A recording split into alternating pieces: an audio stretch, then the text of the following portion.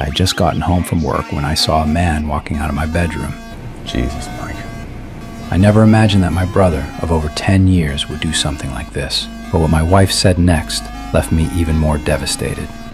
I wanted you to know. I didn't say much, just quietly walked out of the house and headed to a bar to drown my sorrows. I told the man sitting next to me about what happened, and he actually pinpointed the root of the problem with just one sentence. It was my own worthlessness that caused everything. I thought I'd met some kind of therapist, but then he said something unexpected. I'm a professional killer, Alan.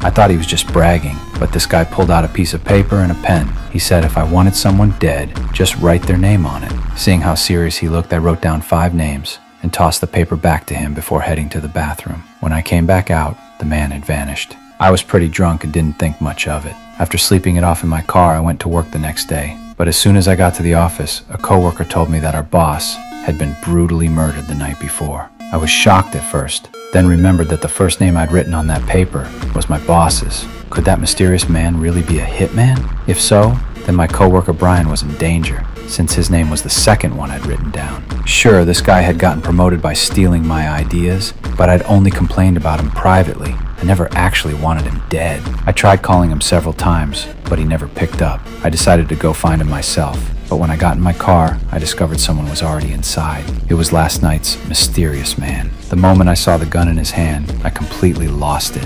Having conversation, just friendly conversation. It's a joke. I thought it was a joke. I begged him to stop. Since I was the one who hired him, I could cancel the job now.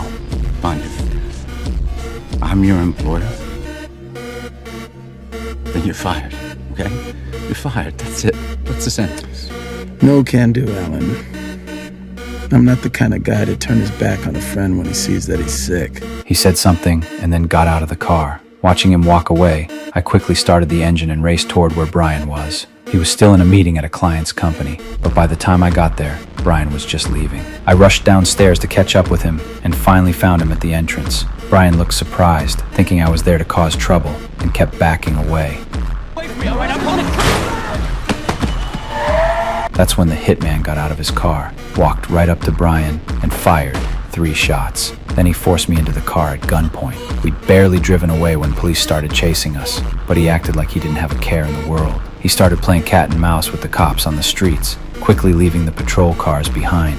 I was scared out of my mind. Finally, after he'd had enough fun, the hitman crashed straight into a police car and then floored it, pushing the car into the intersection. An oncoming truck couldn't avoid it and sent the police car flying.